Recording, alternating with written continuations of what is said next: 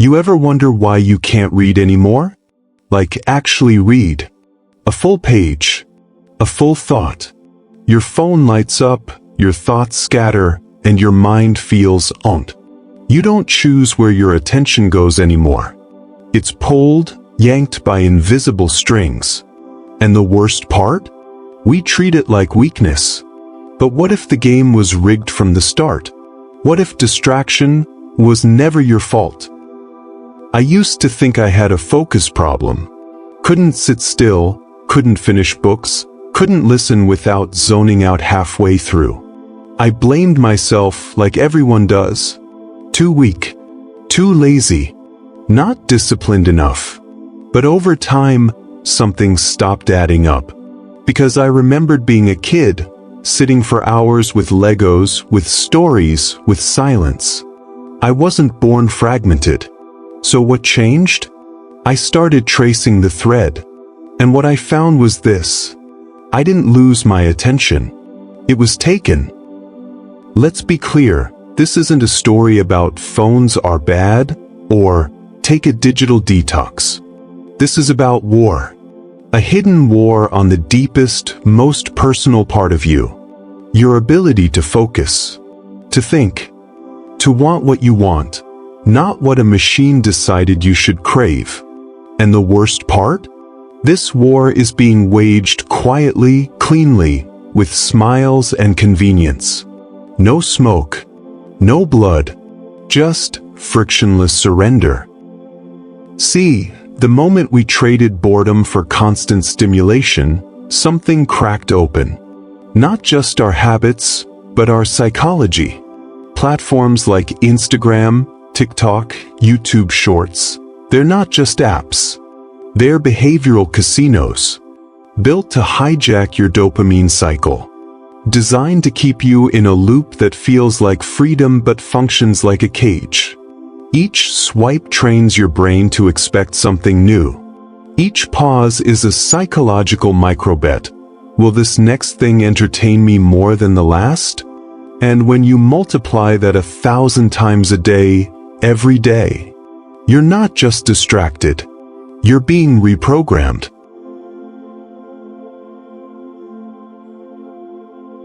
Here's the part that messed me up. The people who built these systems knew what they were doing. They studied you. They hired behaviorists, neuroscientists, and addiction experts. They tested which color red makes your cortisol spike, which sound makes you twitch, how many milliseconds of delay before you get annoyed and leave.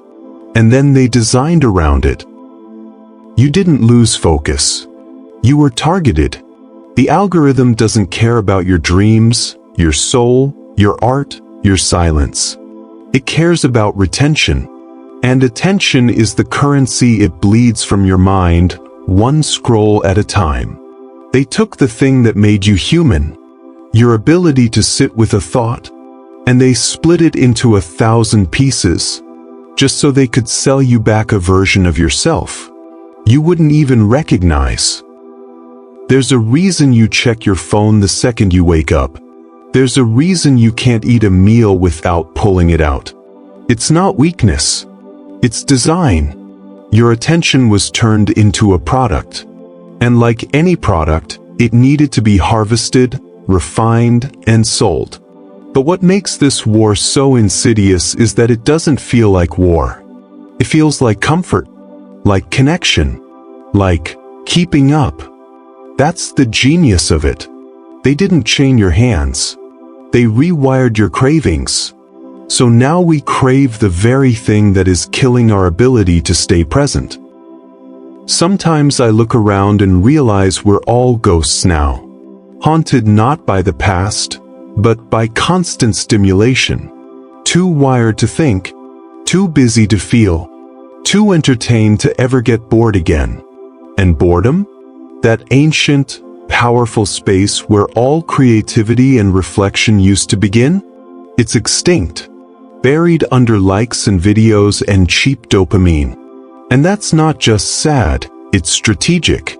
Because a bored mind starts to ask questions. And questions are dangerous.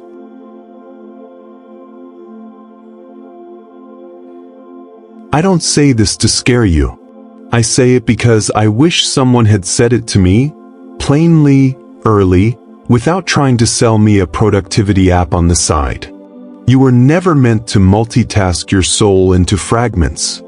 And if you've been feeling foggy, scattered, or broken lately, you're not alone. You're just living in a system that profits when you forget who you are.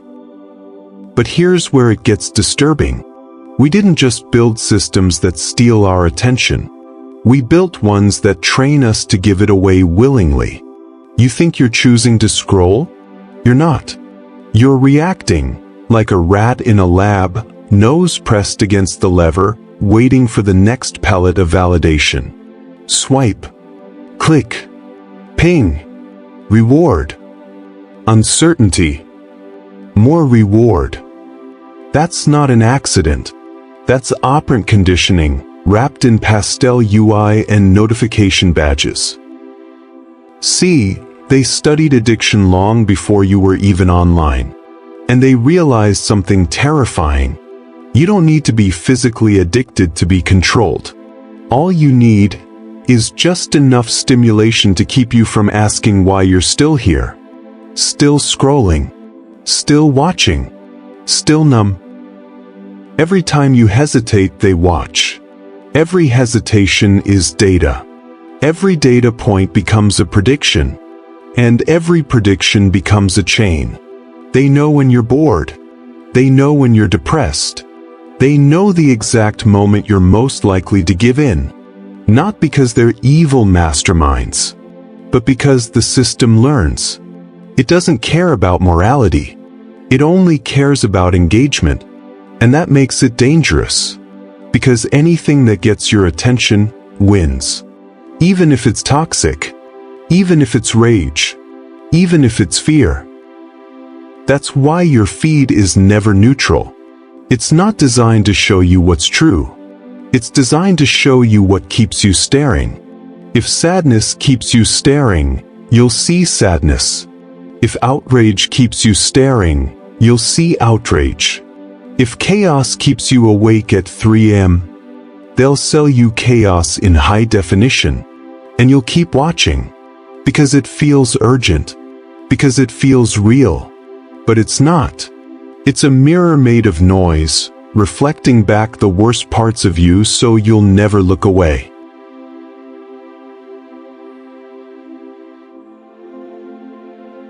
What scares me most isn't the tech. It's what the tech is teaching you to fear. Silence. Stillness. Boredom. Your own thoughts. We've been conditioned to escape discomfort so quickly. We don't even ask where we're escaping to. Think about it. You're in line at a grocery store, 2 seconds of stillness, and your hand's already in your pocket.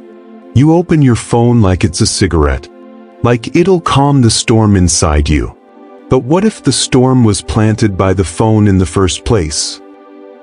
It's a loop. Your nervous system gets overstimulated. You feel restless. You reach for the device. The device soothes you, while reinforcing the very loop that caused the agitation. It's the perfect trap. And the more you rely on it, the more intolerable real life begins to feel. Real life is slower, messy, unpredictable, and so it loses the battle, every single time, to a shiny little rectangle that always knows exactly what to show you next.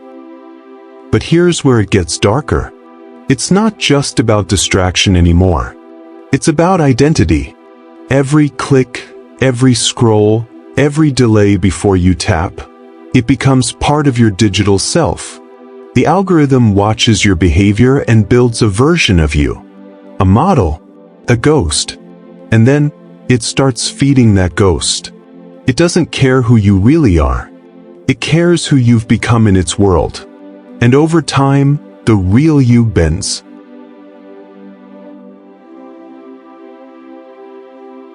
Your phone was supposed to connect you. Now it isolates you. Your feed was supposed to inform you. Now it manipulates you. What used to be a tool became a mirror, then a cage. And the bars are made of your own habits. That's why attention isn't just about time. It's about agency. The power to choose your own thoughts, your own path, your own damn mind. Without interference from something designed to predict and replace your thinking for you. And the truth is, if they can predict you, they can control you. We used to dream in silence. We used to sit under the stars and think for hours. Now the average attention span is 8 seconds. That's less than a goldfish. But don't blame yourself. Blame the machine that profits from your fragmentation. Blame the companies that figured out that your sadness, your loneliness, your cravings, your unhealed trauma, those things are profitable. So they fed them.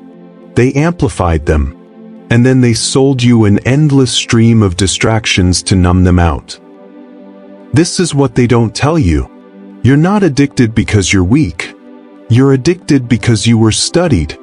You were modeled. You were sold. And every time you open that screen, you're walking into a casino that never lets you leave. Not because it traps your body, but because it rewires your soul.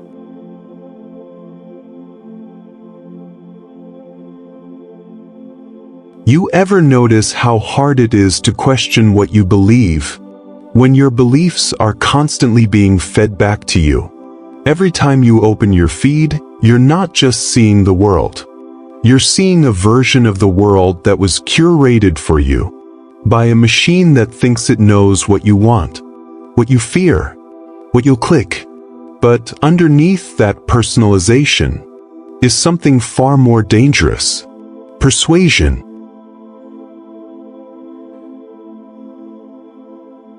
We like to think we're immune, too smart, too aware, too skeptical. But the truth is, most of us are already in a cult of the algorithm, of content, of outrage and ideology and viral dopamine. Because when you really study how these platforms operate, you realize they don't just distract us, they indoctrinate us. Let me explain. The first step in any cult is isolation. You separate the target from the outside world, from competing ideas, from stillness, from dissent. Sound familiar? Your feed becomes your reality, your tribe, your echo chamber. You're no longer exposed to opposing views. You're exposed to extreme versions of your own.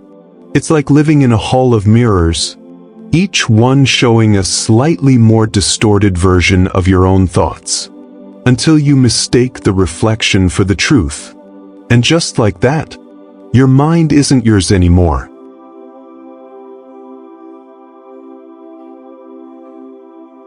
After isolation comes ritual. In cults, they give you mantras, chants, daily devotions. Things you repeat, things you consume, until your identity fuses with the group. What do you think doom scrolling is? You wake up, open your phone, start the ritual, reaffirm your beliefs, reinforce your fears, reward your outrage. It becomes muscle memory, not because it's meaningful, but because the machine made it familiar. And the more familiar something is, the more true it feels. Then comes the final step. The savior.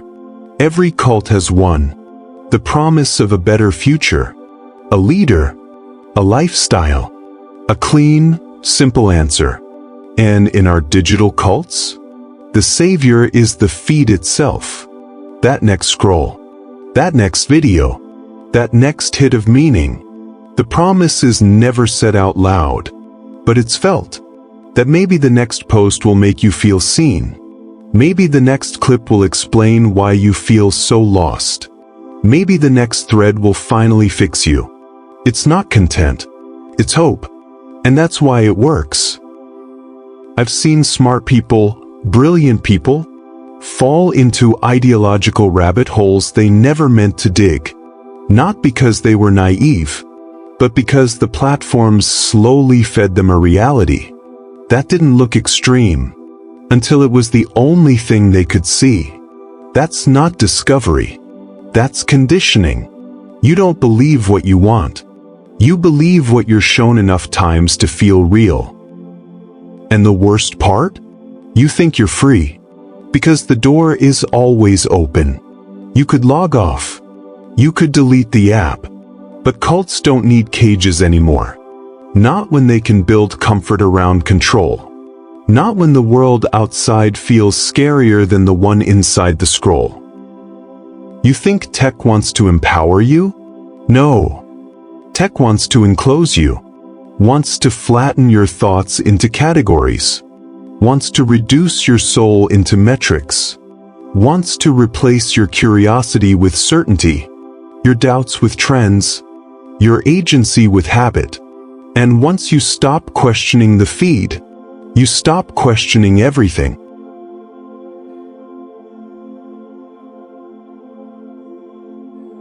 But what happens when your mind isn't opening? It's shrinking, folding inward, reinforcing itself into a tighter, louder, more desperate version of you? Because that's what the algorithm rewards. Not depth, not nuance, not doubt, but speed, emotion, certainty. Here's the scary truth. The modern attention economy doesn't want you to think deeply. It wants you to react instantly, to share before reflecting, to feel before processing. Because speed is profitable. Speed creates virality, and virality feeds the machine. You were never supposed to understand. You were supposed to scroll. So no, this isn't just distraction anymore. This is doctrine. This is dogma. And the cult isn't in a basement. It's in your hand. Every day. Every minute. Waiting for you to believe.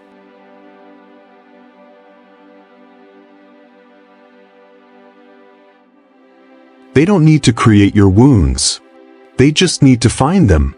And in the digital world, they do. They find every crack in your psychology, every insecurity, every fear, every shame. And they mirror it back to you until you mistake your own pain for the truth. You think the algorithm is neutral? It's not. It's an empathy machine with no soul. A mirror with no mercy. A reflection trained to show you what you respond to, not what will help you heal. And what do humans respond to? Fear, shame, outrage, longing. You open your phone, and it's like a slow drip of unresolved trauma. Abandonment, rejection, not being good enough, all dressed up as content.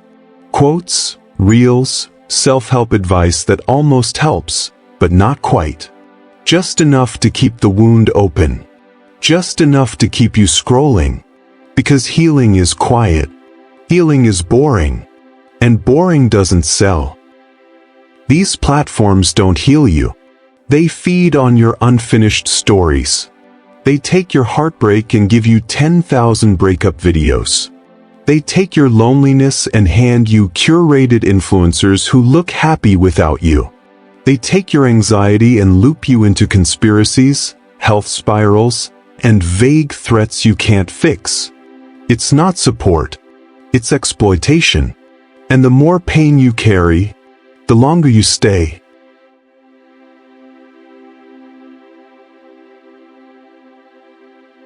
Here's what the system figured out.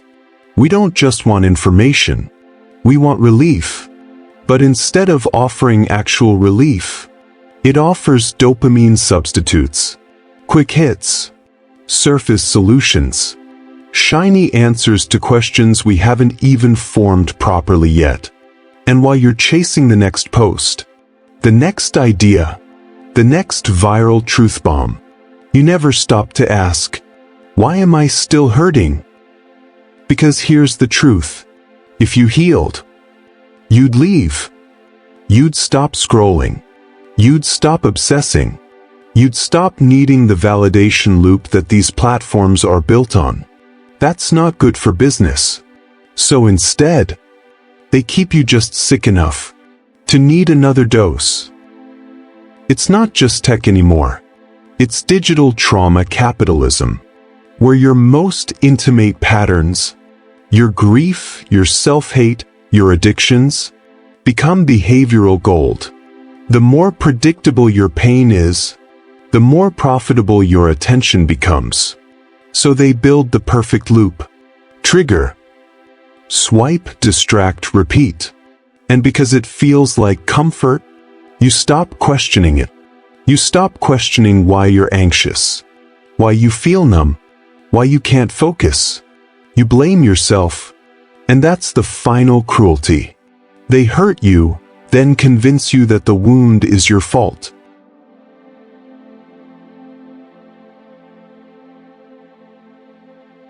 You think it's just you. You think you're weak for not being able to just log off. But this isn't a willpower problem. This is trauma manipulation at scale. They've mapped the dark rooms inside you, and now they live there. That's why you wake up anxious. Why you check your phone like it's medicine. Why the silence feels unbearable. Because they turned your pain into a business model. They took your history, your biology, your nervous system, and turned it into an algorithmic ghost that haunts you daily. And you think you're just looking at content? No. You're looking at your unconscious, fed back to you by a machine that never wanted to set you free. And it gets even worse, because eventually you don't even need the trigger anymore. You just wake up and reach for the loop. Your body remembers. Your trauma becomes routine. And that's the moment they win. Because now, you do it to yourself.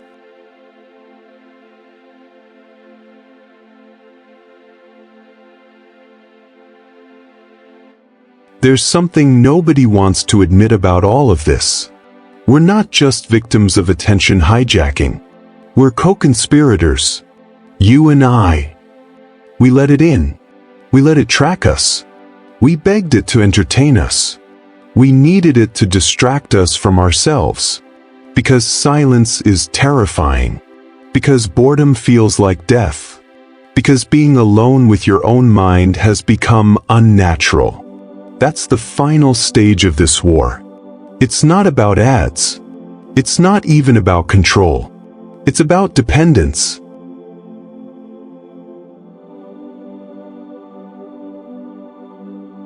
You ever notice how your brain itches when you're offline too long? Like you're missing something? That sick, gnawing urgency to check something, even if there's nothing there? That's not a bug. That's the body adapting to surveillance as comfort. They didn't just train your brain to crave content. They trained you to fear its absence. We don't just consume dopamine anymore.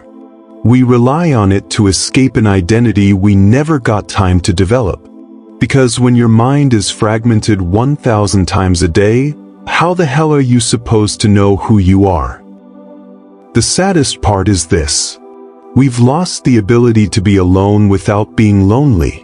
That used to be a human skill. To sit, to walk, to think, to just be. Now, if there's no screen between us and the void, we panic. We crave stimulation the way a prisoner craves a window. We don't care if it's killing us, we just want to feel something. And the tech gods? They know that. They know we'll trade truth for comfort, purpose for novelty, peace for speed, because they've made slowness feel like failure, and silence feel like punishment. But here's what I've started to realize, and I say this with no drama. This system doesn't want your money. It wants your life force. Because attention is time. And time is all you really have. If you give it away. If you leak it through 1,000 taps and scrolls and reels and endless feeds, then you've already lost. Not to a villain. Not to some evil genius in a tower. But to an idea.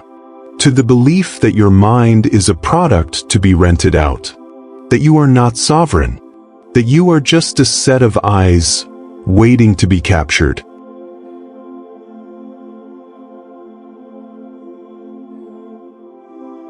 And that's where this war ends, not in flames, but in forgetfulness. Not with force, but with exhaustion. A billion souls, too tired to reclaim themselves.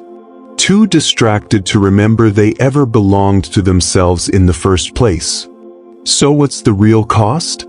Not just your data, not your sleep, not even your peace.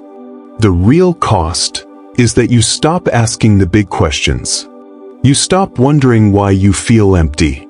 You stop reaching for meaning, because meaning takes effort, and the algorithm offers easier things. Just keep watching. Just keep scrolling.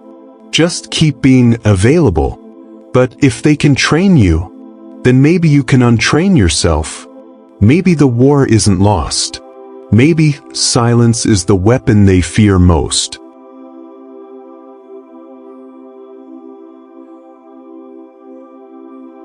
So here we are. You've seen it. You felt it. Not just the war on your attention, but the slow erosion of your inner world. The algorithms are clever. The devices are seductive. The systems are invisible. But you're still in there. Somewhere, beneath the noise and the numbness, is the you that remembers stillness, that knows how to focus, that once dreamed without needing a screen to do it for you. That part of you isn't gone. It's just been buried under 1,000 dopamine hits, 1,000 empty swipes, 1,000 moments you were never really present for. But here's the truth. You don't defeat this war by deleting apps. You don't win by throwing your phone away and pretending you can live off the grid. That's not freedom. That's escapism. Real freedom is when you can stand in front of the machine and say, "No, you don't own me."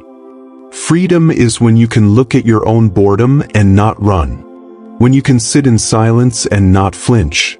Because silence is not the enemy. It's the mirror. It's where the lies stop echoing. Where the fog lifts. Where you finally hear the voice that matters most, your own. They want your attention because attention is sacred. They sell it like it's cheap. But deep down they know. It's the most powerful currency a human can possess. Your attention can build empires. It can raise children. It can write symphonies and solve equations and heal the deepest wounds. And yet, we've let it leak into glowing rectangles. As if it meant nothing. So what now?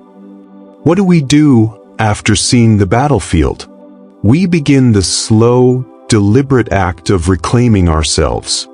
Not with rage, but with presence. Start with 1 hour of silence. 1 hour with no feed, no music, no noise. You'll feel twitchy, anxious, empty. But then, you'll remember what it's like to feel your own mind again. To sit with a thought long enough that it blooms. To feel time stretch, not compress.